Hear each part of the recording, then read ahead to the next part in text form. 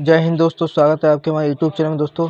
दोस्तों जैसा कि आप जानते हैं हमने इस सेशंस में आज से जो कि NCERT science line by line NCERT के आपके जो कि इम्पोर्टेंट क्वेश्चंस रहेंगे वो एकदम फाउंडेशन लेवल का दोस्तों, एकदम जीरो से बेसिक से एकदम एडवांस लेवल तक का पढ़ेंगे दोस्तों। तो दोस्तों इस चैनल को पहले आप सब्सक्राइब कर लें जिससे कि हम अपना चैप्टर्स क्या कर सकें, स्टार्ट कर सकें। देखिए दोस्तों, हमने इस चैप्टर में क्या पढ़ा कि सबसे पहले इस चैप्टर का नाम है एसिड बेस एंड सॉल्ट। ये क्लास 10th का एनसीईआरटी चैप्टर है, सेकंड चैप्टर। ठीक है दोस्तों, तो इसमें पहला हमारा क्या है दोस्तों कि अम्ल क्या होते हैं दोस्तों। तो दोस्तों आप जानते हैं कि अम्ल क्या होते हैं। अम्ल भी जो स्वाद में खट्टे होते हैं। ठीक है दोस्तों, अम्ल क्या होते हैं? वे पदार्थ जिनका स्वाद कैसा होता है? खट्टा होता है, तथा जो नीले लिटमस पेपर को लाल कर देते हैं क्या कहलाते हैं? अम्ल कहलाते हैं। ठीक है दोस्तों, यानी अम्ल किसे कहेंगे दोस्तों? तो अम्ल वे पदार्थ होते हैं जो स्वाद में खट्टे होते हैं तथा जो नीले लिटमस पेपर को लाल कर देते हैं, उसे हम अम्ल बोलते हैं। दोस्तों अम्ल शब्द की उत्पत्ति लेटिन शब्द से हुई है। किस शब्द से हुई है? लेटिन। उस लेटिन शब्द का नाम क्या है? एसिड्स नाम है। क्या है? एसिड्स से हुई है, जिसका अर्थ होता है खट्टा या सोर। ठीक है दोस्तों, यानी जो अम्ल है उसकी शब्द की उत्पत्ति कहाँ से हुई है? तो बोलेंगे एसिड से। तो एसिड्स कैसा शब्द है? तो बोलेंगे लेटिन शब्द। इसका अर्थ क्या होता है दोस्तों? बोलेंगे खट्टा, या इंग्लिश में बोलते हैं सोर। ठीक है दोस्तों, सोर। दोस्तों जैसे नींबू हो गया, संतरा हो गया, जितने भी खट्टे पदार्थ होते हैं सारे के सारे वो क्या होते हैं? एसिड्स होते हैं। तो एग्जाम्पल्स में क्या? नींबू है। ठीक है दोस्तों, नींबू है, संतरा है, इटेसी और भी आप ले सकते हैं नींबू, संतरा, आंवला। ठीक है दोस्तों, आगे बढ़ते हैं। जितने भी हमारे सिट्रस फ्रूट्स होते हैं, जितने भी खट्टे पदार्थ होते हैं, सारे के सारे किस में आते हैं? अम्ल के अंतर्गत आते हैं। दोस्तों अगला पढ़ते हैं आगे। तो दोस्तों एक साइंटिस्ट थे आर्हीनियस। आर्हीनियस ने क्या किया? आर्हीनियस ने क्या अम्ल के बारे में क्या बताया कि कुछ अम्ल ऐसे होते हैं जिसे हम चख के नहीं बता सकते। तो कैसे पता चला दोस्तों? जैसे हाइड्रोक्लोरिक अम्ल जो कि पेट के अंदर होता है दोस्तों, इसको चख के नहीं बता सकते। वे पदार्थ जो जलीय विलयन में, किसके अनुसार? आर्हीनियस के अनुसार क्या हुआ कि इन्होंने क्या किया? आर्हीनियस ने क्या कहा कि वे पदार्थ जो जलीय विलयन में वियोजित होकर घुलकर केवल हाइड्रोजन आयन यानी H+ देते हैं। तो आर्हीनियस के अनुसार क्या था दोस्तों कि वे पदार्थ जो जलीय विलयन में वियोजित होकर घुलकर केवल कैसे आयन देते हैं? हाइड्रोजन आयन देते हैं, H+ आयन देते हैं, तथा हाइड्रोजन आयन H+ के अतिरिक्त कोई अन्य धनायन नहीं देते, वे अम्ल कहलाते हैं। ठीक है दोस्तों, यानी आर्हीनियस के अनुसार क्या हुआ दोस्तों? इन्होंने ये कहा कि वे पदार्थ जो जलीय विलयन में वियोजित होकर घुलकर केवल कैसे दे? H+ आयन दे दोस्तों। कैसा आयन दे? H+ आयन देते हैं, उन्हें हम क्या बोलते हैं? और H+ आयन देते हैं, और इसके अतिरिक्त इसके अलावा कोई भी धनायन नहीं देते, वे अम्ल कहलाते हैं। किसके अकॉर्डिंग? आर्हीनियस के अकॉर्डिंग। तो दोस्तों क्वेश्चन एग्जाम पूछा कि वे पदार्थ जो जलीय विलयन में वियोजित होकर केवल हाइड्रोजन आयन देते हैं, ये किसने कहा? तो बोलेंगे आर्हीनियस ने कहा। ठीक है दोस्तों, जैसे हाइड्रोक्लोरिक एसिड है दोस्तों, HCl। दोस्तों देखिए कितनी मेहनत की गई है आप लोग के लिए। HCl, तो जो HCl को जब हम वियोजित करेंगे तो ये H+Cl- में जो कि क्या होगा? वियोजित होगा। वियोजित होने के बाद H+ देगा और Cl- देगा। तो ये Cl जो क्लोराइड आयन है, और H+ जो मेरा हाइड्रोजन आयन है, तो जो अम्ल वियोजित होकर H+ यानी हाइड्रोजन आयन देते हैं, उन्हें क्या बोलते हैं? अम्ल कहते हैं। ये किसने कहा? आर्हीनियस ने कहा। ठीक है दोस्तों, चलिए इसके आगे और भी एग्जाम्पल्स देखते हैं दोस्तों। एक है नाइट्रिक अम्ल दोस्तों, HNO3। तब जब इस नाइट्रिक अम्ल को वियोजित करेंगे तो H+NO3 के पावर माइनस ये। ठीक है दोस्तों, ये नाइट्रेट आयन है, ये हाइड्रोजन आयन दोस्तों। तो जो अम्ल हाइड्रोजन आयन देते हैं, जो कि उन्हें क्या बोलते हैं? ये अम्ल होते हैं। किसके अकॉर्डिंग? आर्हीनियस के अकॉर्डिंग। दोस्तों एक है सल्फ्यूरिक अम्ल। सल्फ्यूरिक अम्ल को जब आप जो कि वियोजित करोगे तो H+SO4 2 माइनस में यानी सल्फेट आयन में ये टूटेगा दोस्तों। तो ये भी हमारा क्या होगा दोस्तों? जो भी ये देखिए दोस्तों हमारे हाइड्रोजन आयन दे रहे हैं, ये सारे के सारे क्या है? अम्ल है दोस्तों। HCN हाइड्रोजन साइनाइड, इसे बोलते हैं हाइड्रोजन आयन, और प्लस ये है हमारा साइनाइड आयन। आयन क्यों? क्यों माइनस या प्लस चार्ज को ही हम आयन बोलते हैं। तो इसने भी H+ आयन दिया, तो इसे भी हम क्या कहेंगे कि ये भी हमारा जो कि क्या है? अम्ल है। ठीक है दोस्तों, आगे बढ़ते हैं दोस्तों, CH3COOH। दोस्तों ये इसे बोलते हैं एसिटिक अम्ल। ये जो कि H प्लस यानी हाइड्रोजन आयन और CH3 माइनस में टूटेगा दोस्तों। एसिटिक अम्ल हमारा एक दुर्बल अम्ल होता है। ठीक है दोस्तों। आगे बढ़ते हैं दोस्तों, हाइड्रोजन आयन। दोस्तों हाइड्रोजन आयन या प्रोटॉन, हाइड्रोजन आयन या प्रोटॉन जलीय विलयन में स्वतंत्र रूप से नहीं रह सकते। यानी दोस्तों जो हाइड्रोजन आयन्स होते हैं या जो प्रोटॉन्स होते हैं वो जलीय रूप में जो कि एक आपके स्वतंत्र रूप से नहीं रह सकते। यह जल के अणु से, कौन, जो हाइड्रोजन आयन है वो जल के अणु से संयोग करके हाइड्रोनियम आयन यानी H3O+, इसे बोलते हैं हाइड्रोनियम आयन बनाता है। यानी जब हाइड्रोजन आयन जल के अणु से रिएक्ट करेगा तो हाइड्रोनियम आयन का निर्माण करता है दोस्तों। ठीक है दोस्तों। क्यों? क्योंकि जो हाइड्रोजन के जो आयन्स होते हैं या प्रोटॉन्स होते हैं वो जो कि स्वतंत्र रूप से नहीं रह सकते। ठीक है दोस्तों, ये इंपॉर्टेंट क्वेश्चन है दोस्तों। ठीक है, आप इसको पढ़ेंगे अच्छे से। और आगे देखते हैं दोस्तों, आगे है कि दोस्तों इसी में सब कुछ देखिए आपको विस्तार से बताया जा रहा है दोस्तों। चैनल को सब्सक्राइब कर दें दोस्तों। क्या लिखा है कि अम्ल बे पदार्थ, इंपॉर्टेंट पॉइंट है, इंपॉर्टेंट पॉइंट है दोस्तों, इसको नोट आप जरूर पढ़ के जाएंगे कि अम्ल वे पदार्थ होते हैं जो जलीय विलयन में कौन सा ion, hydronium ion H3O+ ion देते हैं, उन्हें क्या कहते हैं, अम्ल कहते हैं। अम्ल वे पदार्थ होते हैं जो कैसे विलयन में, जलीय विलयन में कैसे आयन देते हैं, हाइड्रोनियम आयन देते हैं, उन्हें क्या बोलते हैं दोस्तों, उन्हें हम अम्ल कहते हैं। जैसे HCl जो है जल के साथ रिएक्ट करेगा तो हाइड्रोनियम आयन और Cl-, HNO3 हमारा अम्ल है, ये प्रबल क्षारक भी कहलाता है दोस्तों। इसको ये H2O से रिएक्ट करेगा तो हाइड्रोनियम आयन देगा। H2SO4 भी जो कि हमारे जल के साथ रिएक्ट करेगा तो हाइड्रोनियम आयन देगा। तो अब ये क्या कहेंगे कि अम्ल वे पदार्थ होते हैं जो जलीय विलयन में वियोजित होकर या जो कि जलीय विलयन में कौन से आयन देते हैं, H3O+ आयन देते हैं। इन्हें भी हम क्या बोलेंगे, जो कि ये कहेंगे आप अम्ल बोलेंगे। आगे दोस्तों है, आगे हमारा जो दोस्तों क्या रहेगा, आगे देखिए, आगे अगला पॉइंट है, ये आपके लिए एक छोटा ट्रिक्स बनाया गया दोस्तों। आई होप कि आपको आता होगा, लेकिन बट तब भी आप समझ लीजिए। देखिए एसिड के बारे में बात हो रही है। एक याद कर लीजिए ABR दोस्तों। ABR का A फॉर एसिड होता है दोस्तों, और B फॉर ब्लू और R फॉर रेड। यानी अम्ल क्या करता है, ब्लू लिटमस पेपर को यानी नीले लिटमस पेपर को क्या करता है, लाल करता है दोस्तों। ये इंग्लिश में, और हिंदी में याद करना तो अनीला।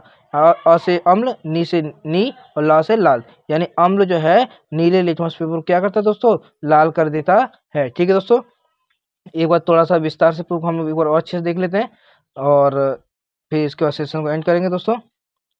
ये दोस्तों इसमें दोस्तों मैंने क्या बताया आपको कि अम्ल वे पदार्थ होते हैं दोस्तों। यहाँ से मैं कलर चेंज कर लेता हूँ पेन का। क्या होता है दोस्तों कि अम्ल वे पदार्थ होते हैं जिनका स्वाद खट्टा होता है तथा जो नीले लिटमस पेपर को लाल कर देते हैं, क्या कहलाते हैं, अम्ल कहलाते हैं। फिर दूसरा पॉइंट क्या होता है दोस्तों कि अम्ल शब्द की उत्पत्ति कहाँ से हुई है, एक लैटिन शब्द से हुई है जिसका नाम एसिड से, एसिड जिसका अर्थ ये होता है कि जिसका अर्थ होता है खट्टा। ठीक है दोस्तों, जैसे नींबू, संतरा, आंवला और भी चीज जितने भी खट्टे पदार्थ होते हैं आपके। ठीक है दोस्तों, आगे बढ़ते हैं। एक साइंटिस्ट थे आर्हेनियस, इनके अनुसार क्या था दोस्तों कि वे पदार्थ जो जलीय विलयन में कैसे कैसे विलयन में, जलीय विलयन में H+ आयन देते हैं, उन्हें क्या बोलते हैं, हम अम्ल कहते हैं। और इसके H+ आयन के अलावा कोई अतिरिक्त धनायन नहीं देते, अम्ल कहलाते हैं। जैसे HCl है वो H+ Cl- में टूटा दोस्तों आप फेयर कॉपी जरूर बनाएं और एक एक पॉइंट को नोट करते हुए चलें।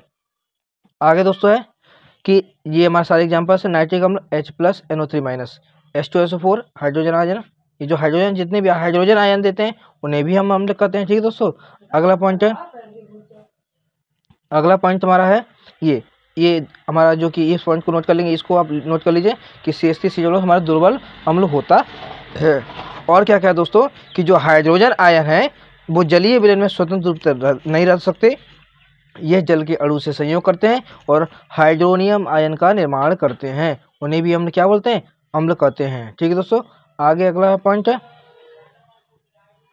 कि अम्ल वे पदार्थ होते हैं। अम्ल कैसे पदार्थ होते हैं, अम्ल वे पदार्थ होते हैं जो जलीय विलयन में क्या दें, हाइड्रोनियम आयन देते हैं, उन्हें भी क्या कहते हैं, अम्ल कहते हैं। जैसे फॉर एग्जांपल्स आपके सामने दिए हुए दोस्तों, आप इसे पढ़ लेंगे दोस्तों। आई होप कि आपको वीडियो अच्छा लगा होगा। और दोस्तों देखिए ये वाला पॉइंट कि जो ट्रिक में इसमें आपकी ट्रिक बनाया दोस्तों, क्या जो एसिड है वो ब्लू लिटमस पेपर को, यानी ब्लू लिटमस पेपर कैसा करता है, लाल करता है। यानी अम्ल क्या करता है दोस्तों, अम्ल जो है नीले लिटमस पेपर को लाल कर देता है। ठीक है दोस्तों, तो ये सेशन यहीं तक रहेगा दोस्तों। चैनल को सब्सक्राइब कर लीजिएगा, वीडियो को शेयर कर दीजिए दोस्तों। धन्यवाद। जय हिंद दोस्तों, स्वागत है आपके हमारे यूट्यूब चैनल दोस्तों जैसा कि जानते हैं कि हमने एसिड बेस एंड सॉल्ट्स में पढ़ा था, वो आज हम पढ़ेंगे अम्लों के प्रकार, टाइप्स ऑफ एसिड्स। तो दोस्तों टाइप्स ऑफ एसिड्स में क्या होते हैं दोस्तों, कुछ हमारे प्रबल अम्ल होते हैं और कुछ हमारे दुर्बल अम्ल होते हैं। उनके बारे में हम अच्छे से जानेंगे दोस्तों। प्रबल अम्ल क्या हम जिसे बोलते हैं स्ट्रॉन्ग एसिड्स, वे अम्ल जो जल में पूर्णतः आयनित हो जाते हैं या वियोजित होते हैं, प्रबल अम्ल कहलाते हैं दोस्तों।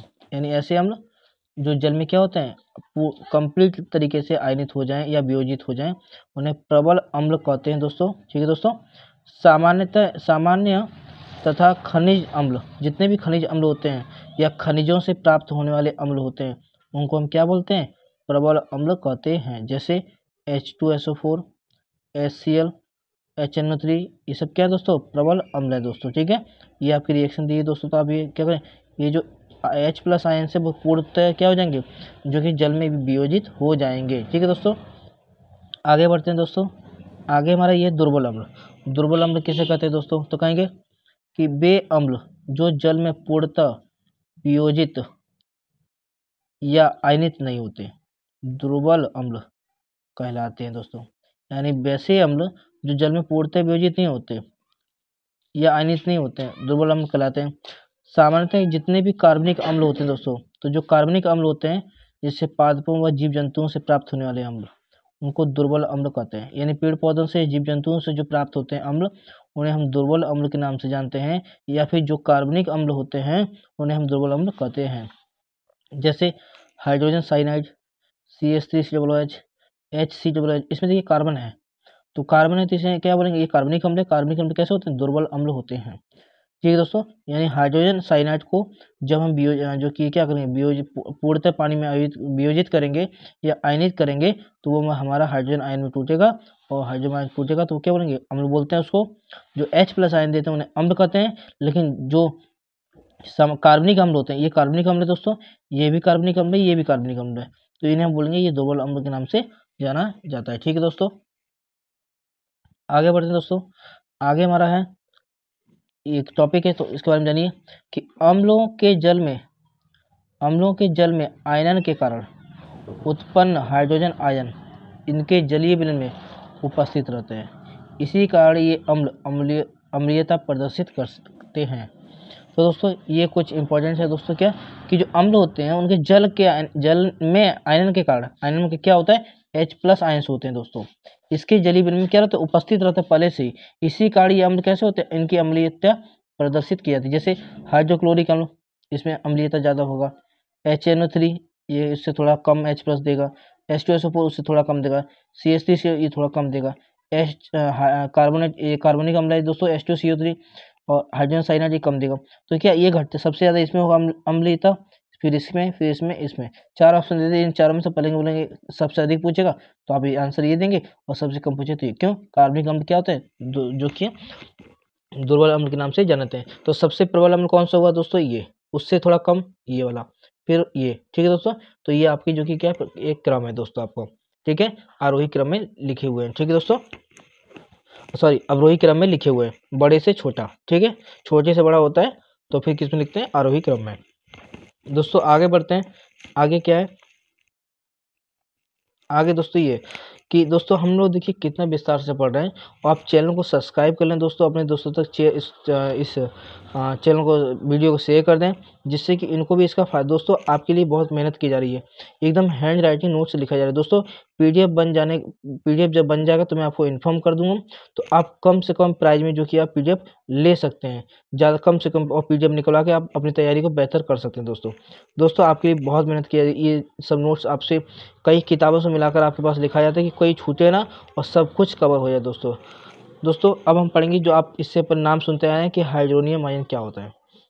तो दोस्तों देखिए कितना विस्तार से पढ़ रहे हैं कि हाइड्रोनियम आयन किसे कहेंगे। तो बोलेंगे हाइड्रोजन आयन आकृति में बहुत कैसे होता है, छोटा होता है दोस्तों, और छोटे आकार तथा उच्च आवेश घनत्व के कारण ये जल के अणु के साथ जुड़कर जलयोजित आयन का निर्माण करता है। इस जलयोजित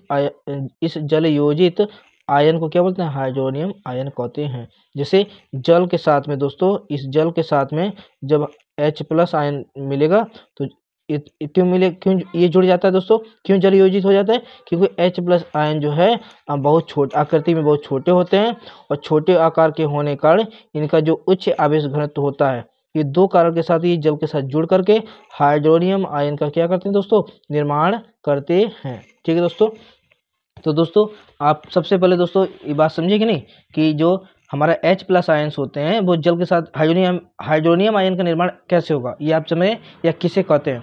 भाई कहेंगे कि भाई इसको रचने की जरूरत नहीं दोस्तों, कहेंगे कि जो H+ आयन्स होते हैं, हाइड्रोजन आयन होते हैं, वो आकृति में बहुत छोटे होते हैं और छोटे होने के साथ साथ इनका जो उच्च आवेश घनत्व होता है, इन दोनों के कारण ये जल के अणु के साथ जुड़कर जलयोजित आयन का निर्माण करते हैं। इसलिए इस जलयोजित आयन को क्या बोलते हैं, हाइड्रोनियम आयन कहते हैं दोस्तों। तो आई होप कि आपको ये टॉपिक समझ में आया हो दोस्तों। और दोस्तों फिर से हम एक बार रिवीजन कर लेते हैं थोड़ा इस जल्दी तेजी से। देखिए दोस्तों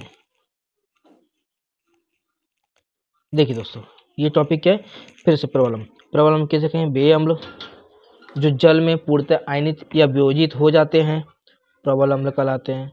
सामान्यतः खनिज, जितने भी खनिज हो, चाहे खनिज से प्राप्त होने वाले अम्ल हो, उन सबको क्या बोलते हैं, प्रबल अम्ल कहते हैं। जैसे H2SO4, HCl, HNO3 नाइट्रिक अम्ल, हाइड्रोक्लोरिक अम्ल, सल्फ्यूरिक अम्ल, ये सब क्या होते हैं दोस्तों, ये प्रबल अम्ल के नाम से जाने जाते हैं। क्योंकि इन सभी को हम कहाँ से प्राप्त करते हैं, या तो खनिज से प्राप्त करते हैं, या खनिज अम्लों से प्राप्त करते हैं, या खनिज से प्राप्त होने वाले अम्ल होते हैं। ठीक है दोस्तों। आगे दोस्तों टॉपिक क्या है दोस्तों, अब इसका दुर्बल अम्ल पढ़ेंगे। तो दुर्बल अम्ल किसे कहेंगे दोस्तों, कि वे अम्ल जो जल में पूर्णतः वियोजित या आयनित नहीं होते दुर्बल अम्ल कहलाते हैं। सामान्य तथा कार्बनिक अम्ल, जैसे जो प्लांट से या जीव जंतुओं से जो भी अम्ल हमें प्राप्त होते हैं, वो सारे के सारे अम्ल कैसे होते हैं, दुर्बल अम्ल कहलाते हैं। For example HCN hydrogen cyanide, CH3COOH बोलेंगे एसिटिक अम्ल, HCOOH का जो कि बोलेंगे मेथोनिक अम्ल। ये सब दोस्तों जो भी अम्ल है आपके, ये सब बोले कैसे हैं, दुर्बल अम्ल है दोस्तों। ठीक है दोस्तों। ये क्या करते हैं, जल में जो कि पूर्णतः वियोजित नहीं होते हैं दोस्तों, या फिर आयनित नहीं होते, इन्हीं कारण इनको हम क्या बोलते हैं दोस्तों, दुर्बल अम्ल या वीक एसिड्स बोलते हैं। आगे दोस्तों टॉपिक से हमारा आगे टॉपिक क्या है दोस्तों देखिए कि अम्लों के जल में जो अम्ल होते हैं जल में आयनन, उनके आयनन होने के कारण जो हाइड्रोजन आयन होते हैं इनके जलीय विलयन में उपस्थित रहते हैं, इसी कारण ये अम्लीयता प्रदर्शित करते हैं। तो दोस्तों बोलेंगे कि हाइड्रोक्लोरिक अम्ल उससे प्रबल अम्ल है, उससे थोड़ा कम ये हुआ, थोड़ा कम ये, सबसे जो कि कम अम्लीयता किसके अंदर होगी, हाइड्रोजन साइनाइड के अंदर, और सबसे ज़्यादा किसकी होगी, हाइड्रोक्लोरिक एसिड के अंदर। ठीक है दोस्तों, ये इसका घटता हुआ क्रम है। ठीक है दोस्तों, ये क्या है, इसका घटता हुआ क्रम है दोस्तों। आगे बढ़ते हैं दोस्तों। आगे हमारा दोस्तों है कि हाइड्रोनियम आयन। तो हाइड्रोनियम आयन कैसे कहेंगे, तो बोलेंगे हाइड्रोजन आयन आकृति में बहुत छोटे होता है, छोटा इसका आकार होता है, और छोटा आकार होने के कारण इनके अंदर उच्च आवेश घनत्व होता है। इन दोनों के कारण क्या होता है, इन जल के अणु, किसके अणु, जल के अणु के साथ मिलकर या जुड़कर ये क्या करते हैं, जल योजित आयन का निर्माण करते हैं। इसलिए इसे हम क्या बोलते हैं, हाइड्रोनियम आयन कहते हैं। जैसे जल के साथ इन्होंने क्या किया, जल के साथ H+ आयन्स क्या हुए, आपस में आए, जो कि जल योजित हुए और हाइड्रोनियम आयन का निर्माण किया दोस्तों। समझे दोस्तों। तो इस टॉपिक से दोस्तों ये इतना ही छोटा टॉपिक रहेगा दोस्तों।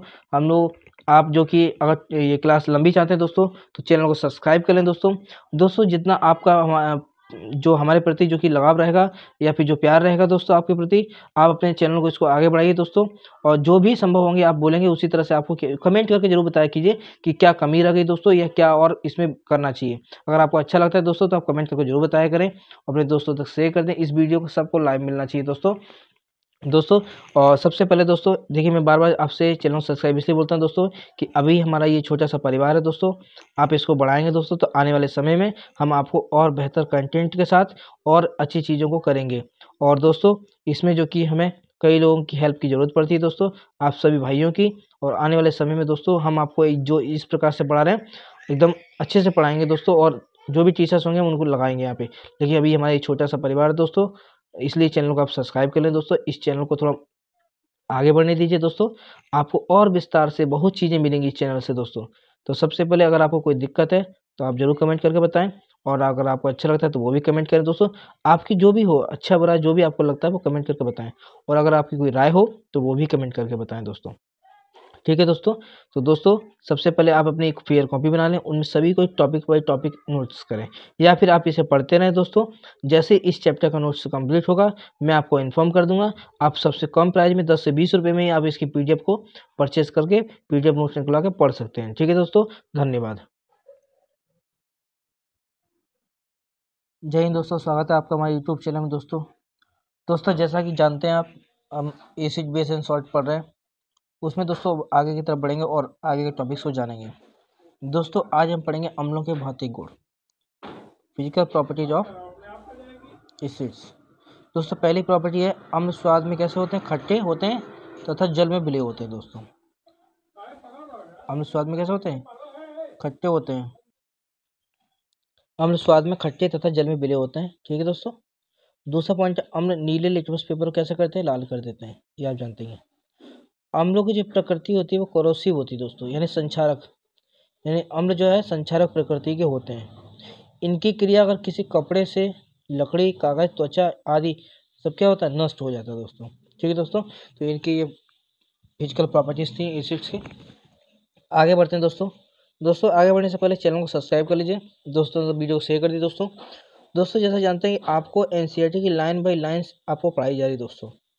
इसके बाद आपको एनसीईआरटी पढ़ने की जरूरत नहीं है दोस्तों। आपको सारे टॉपिक्स ये जो आपके लिए मैटर बनाया जाता है बहुत ही मेहनत से बनाया जाता है दोस्तों, और इसमें किसी भी प्रकार का कोई मिलावट नहीं है, सब एनसीईआरटी बेस्ड पढ़ाया जा रहा है दोस्तों। तो आप एकदम विश्वास करके आप जुड़ सकते हैं दोस्तों। आज हम पढ़ेंगे दोस्तों अम्लों के रासायनिक गुण, केमिकल प्रॉपर्टीज ऑफ एसिड्स। तो पहला दोस्त टॉपिक हमारा धातु के साथ अभिक्रिया, रिएक्शन विथ मेटल्स, यानी जब अम्ल धातु से क्रिया करेगा, यानी जब रिएक्शन होगा किसका? एसिड का, किससे? मेटल के साथ में, तो क्या होगा दोस्तों? तो दोस्तों अम्ल जब धातु से क्रिया करता है, अम्ल की क्रिया धातु से कराई जाती है तो लवण और हाइड्रोजन गैस का क्या होता है दोस्तों? निर्माण होता है। देखिए लिखा है, ये एनसीईआरटी लाइन है दोस्तों आपकी। धातु अम्लों से हाइड्रोजन परमाणु का क्या करता है?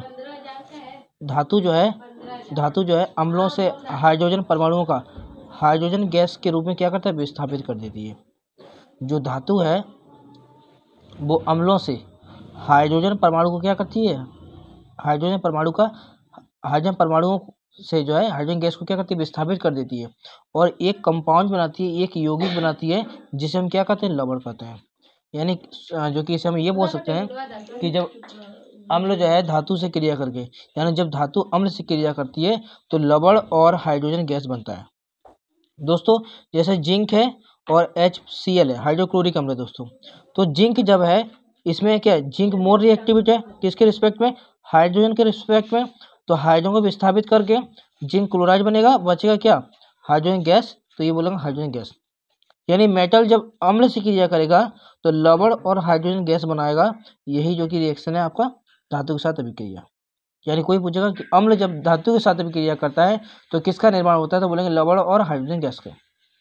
ठीक है दोस्तों, और भी एग्जाम्पल्स देखिए दोस्तों आप, और एग्जाम्पल्स ये जैसे जिंक जब नाइट्रिक अम्ल से क्रिया तो जिंक मोर रिएक्टिविटी होता है रिस्पेक्ट टू हाइड्रोजन।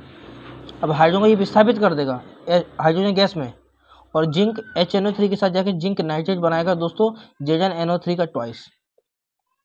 ऐसे जिंक जब एसिटिक अम्ल, दुर्बल अम्ल होता है जो, इसमें से हाइड्रोजन को विस्थापित कर देगा, H2 बनाएगा दोस्तों, और बचेगा CH3COO का ट्वाइस Zn, जिंक एसिटेट बचेगा दोस्तों।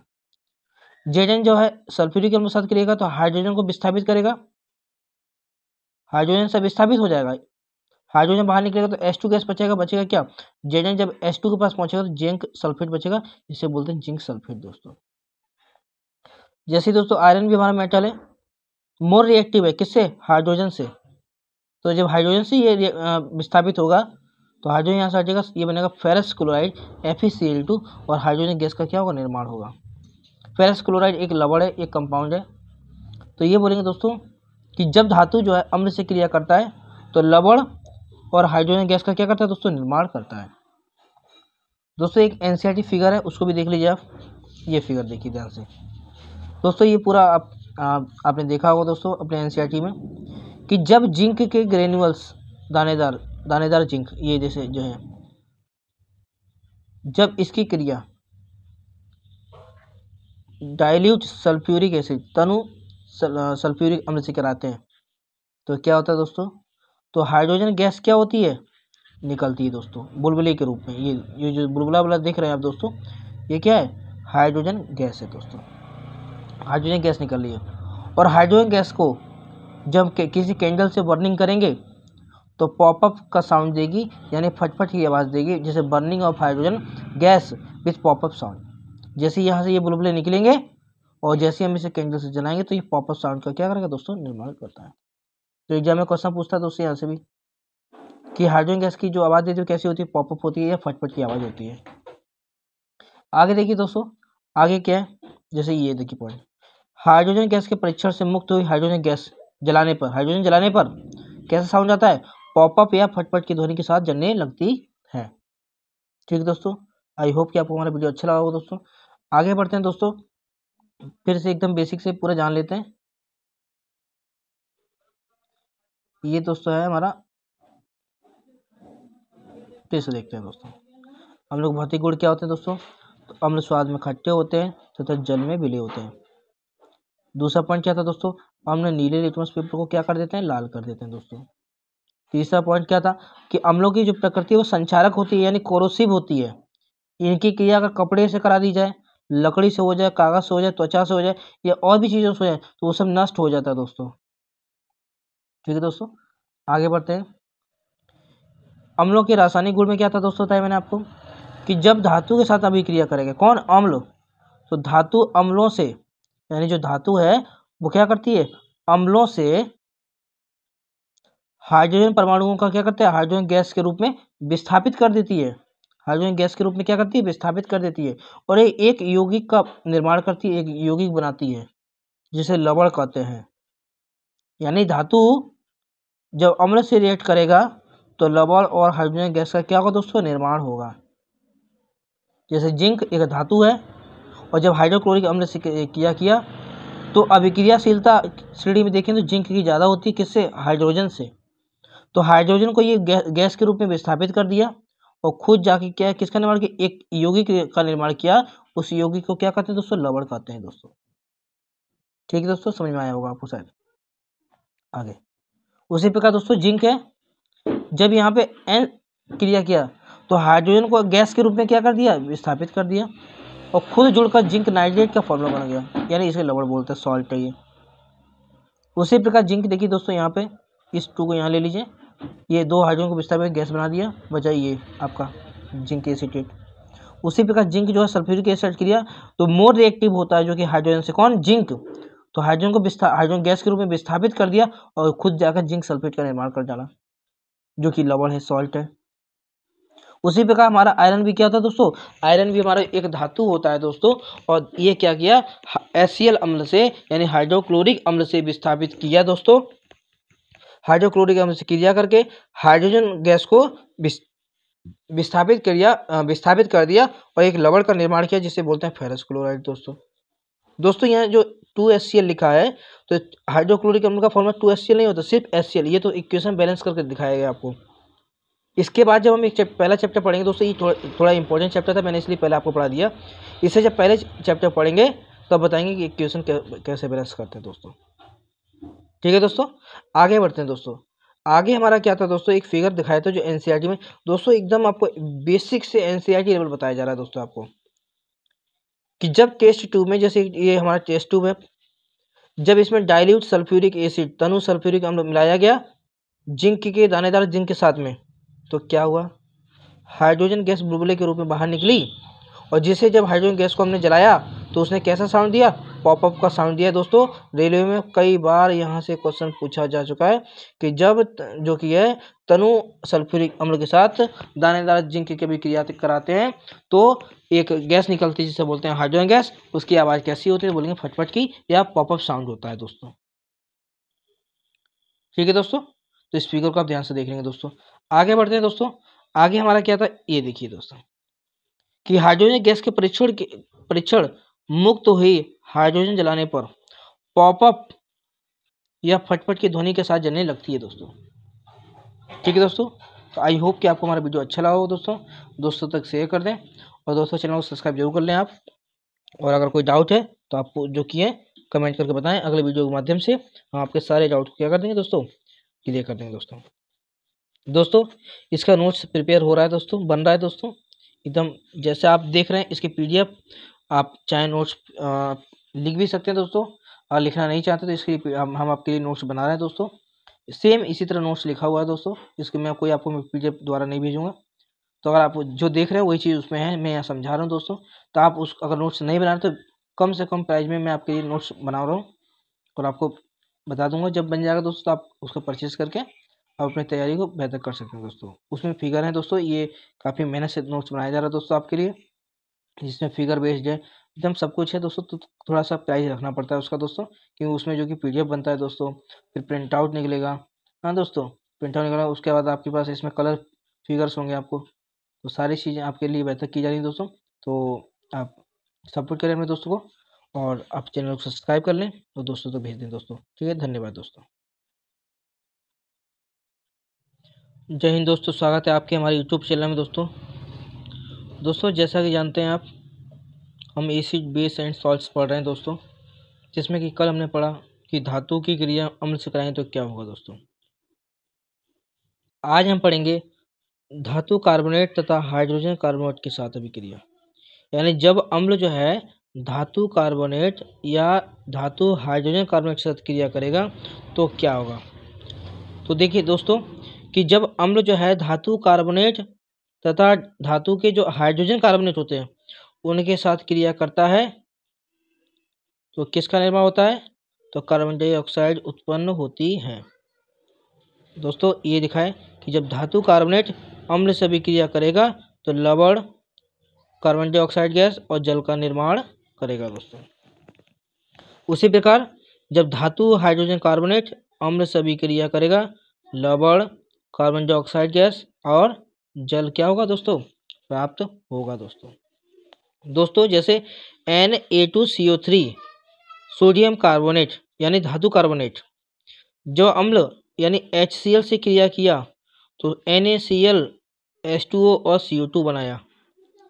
यानी जब सोडियम कार्बोनेट, सोडियम क्या धातु है, धातु कार्बोनेट अम्ल से अभिक्रिया किया तो लवण, जल और कार्बन डाइऑक्साइड का क्या दोस्तों किया, निर्माण किया। एग्जाम में क्वेश्चन पूछा जाएगा कि धातु कार्बोनेट अम्ल से अभिक्रिया करेगा तो किसका निर्माण होता है, तो ऑप्शन में दिया रहेगा दोस्तों लवण, CO2 गैस और जल। ये तो आप रहेगा तो आंसर करेक्ट करेंगे दोस्तों। ठीक है दोस्तों, आगे बढ़ते हैं। कुछ एग्जाम्पल्स दोस्तों, जैसे NO2CO3 सोडियम कार्बोनेट, इससे पहले दोस्तों हमने ये देख लिया ना, इसे ये तो सोडियम कार्बोनेट। अब सोडियम हाइड्रोजन कार्बोनेट, धातु हाइड्रोजन कार्बोनेट जब अम्ल से अभिक्रिया करता है तो सोडियम क्लोराइड, जल और CO2 गैस का क्या करेगा दोस्तों, निर्माण करेगा। कैल्शियम भी धातु है तो कैल्शियम कार्बोनेट जब अम्ल से अभिक्रिया करेगी तो कैल्शियम क्लोराइड, जल तथा CO2 गैस का क्या होगा दोस्तों, निर्माण होगा। आगे दोस्तों एक होता है कैल्शियम बाइकार्बोनेट CaHCO3 का ट्वाइस। तो दोस्तों कैल्शियम बाइकार्बोनेट जब अम्ल से क्रिया करता है, हाइड्रोक्लोरिक अम्ल से क्रिया करता है तो कैल्शियम क्लोराइड, जल और CO2 गैस का क्या करता है दोस्तों, निर्माण करता है। तो दोस्तों आपने सीखा कि जब अम्ल है वो चाहे धातु कार्बोनेट के साथ क्रिया करे चाहे धातु हाइड्रोजन कार्बोनेट के साथ अभिक्रिया करे, दोनों ही स्थिति में लवण, जल और जो कि कार्बन डाइऑक्साइड गैस का निर्माण करता है। ठीक है दोस्तों, आगे बढ़ते हैं दोस्तों। आगे अब जो उत्पादित कार्बन डाइऑक्साइड गैस होती है, यानी कार्बन डाइऑक्साइड गैस को चूने के पानी से प्रभावित करेंगे। CaOH का ट्वाइस यानी कैल्शियम हाइड्रोक्साइड ये चूने का पानी बोलते हैं, इसमें अगर CO2 गैस प्रवाहित करेंगे दोस्तों तो कैल्शियम कार्बोनेट और जल का निर्माण होगा दोस्तों।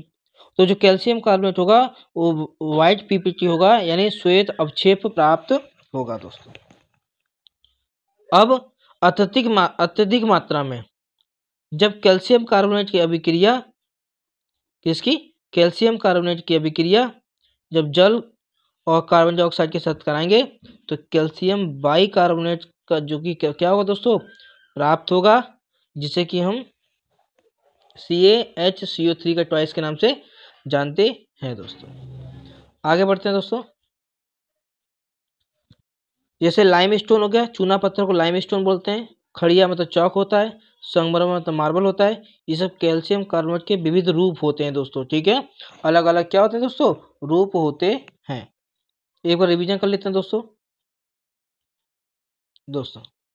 यहाँ रिवीजन करेंगे, देखिए क्या लिखा है कि धातु हाइड्रोजन कार्बोनेट बाइकार्बोनेट या हाइड्रोजन कार्बोनेट की क्रिया हम किससे कराएंगे दोस्तों, जब अम्ल से कराएंगे।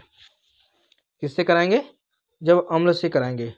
तो जब अम्ल जो है धातु कार्बोनेट या धातु हाइड्रोजन कार्बोनेट से क्रिया करता है तो कार्बन डाइऑक्साइड गैस, लवण और जल का निर्माण करता है। जैसे धातु कार्बोनेट की क्रिया जब हमने अम्ल से कराई तो लवण, कार्बन डाइऑक्साइड और जल का क्या हुआ, निर्माण हुआ। धातु हाइड्रोजन कार्बोनेट अम्ल से अभिक्रिया करेगा तभी लवण, CO2 गैस और जल का निर्माण करेगा दोस्तों। फॉर एग्जाम्पल Na2CO3 जिसे बोलते हैं सोडियम कार्बोनेट, और सोडियम कार्बोनेट की अभिक्रिया जब HCl यानी हाइड्रोक्लोरिक अम्ल से कराई तो सोडियम क्लोराइड का निर्माण हुआ, जल का निर्माण हुआ और कार्बन डाइऑक्साइड गैस का निर्माण हुआ। एग्जाम में क्वेश्चन पूछेगा जो कि है कि जब क्या होता है, एग्जाम पूछ सकता है कि क्या होता है जब धातु कार्बोनेट की क्रिया अम्ल से कराते हैं तो कौन सी गैस निकलेगी। 4 ऑप्शन दिया रहेगा दोस्तों, तो आप कहेंगे CO2 गैस निकलेगी, कार्बन डाइऑक्साइड गैस क्या होगी, निकलेगी दोस्तों। कार्बन डाइऑक्साइड गैस क्या होगी दोस्तों, निकलेगी, ठीक है। इस बात को आप याद रखेंगे। अगला पॉइंट दोस्तों, फॉर एग्जाम्पल और है तो ये H का मतलब हाइड्रोजन, तो सोडियम धातु है, H कार्बोनेट, तो सोडियम हाइड्रोजन कार्बोनेट जब अम्ल से अभिक्रिया करती है तो सोडियम क्लोराइड यानी लवण, जल और गैस का क्या करती है दोस्तों, निर्माण करती है। उसी प्रकार जब कैल्शियम कार्बोनेट की क्रिया हाइड्रोक्लोरिक अम्ल एसिड से कराते हैं तो कैल्शियम क्लोराइड, जल और CO2 गैस का क्या होता है, निर्माण होता है। कैल्शियम बाइकार्बोनेट की क्रिया जब अम्ल से कराते हैं तो कैल्शियम क्लोराइड, जल और जल और CO2 गैस का निर्माण होता है दोस्तों, ठीक है दोस्तों। आगे बढ़ते हैं। जब क्या करेंगे कार्बन डाइऑक्साइड गैस को, कुछ इंपॉर्टेंट पॉइंट है दोस्तों यहाँ से एग्जाम में, ये NCERT लाइन बाई लाइन पढ़ा रहा हूँ मैं आपको। जब CO2 गैस की क्रिया कार्बन डाइऑक्साइड गैस चूने के पानी के साथ, चूने का पानी मतलब COH का ट्वाइस कराएंगे तो कैल्शियम कार्बोनेट तथा जल का निर्माण होता है। श्वेत, कैल्शियम कार्बोनेट किस रंग का होता है, श्वेत अवक्षेप होता है। अत्यधिक मात्रा में कार्बन डाइऑक्साइड गैस प्रवाहित करने पर, किसमें, कैल्शियम कार्बोनेट पर और जल मिलाने पर और CO2 प्रवाहित करने पर वो कैल्शियम बाइकार्बोनेट में क्या होता है, परिवर्तित हो जाता है दोस्तों, ठीक है दोस्तों। आगे बढ़ते हैं। आगे दोस्तों चूना पत्थर जिसे लाइमस्टोन बोलते हैं, खड़िया, संगमरमर, सभी कार्बन के कैल्शियम कार्बोनेट के क्या होते हैं, विविध रूप होते हैं, अलग अलग रूप होते हैं, ठीक है दोस्तों। आई होप कि आपको हमारा वीडियो अच्छा लगा हो दोस्तों। तो वीडियो को दोस्तों तक शेयर कर दें दोस्तों, वीडियो को दोस्तों तक शेयर कर दें, चैनल को सब्सक्राइब कर लें दोस्तों, ठीक है दोस्तों, जिससे कि पल पल की अपडेट आपको मिलती रहे। धन्यवाद।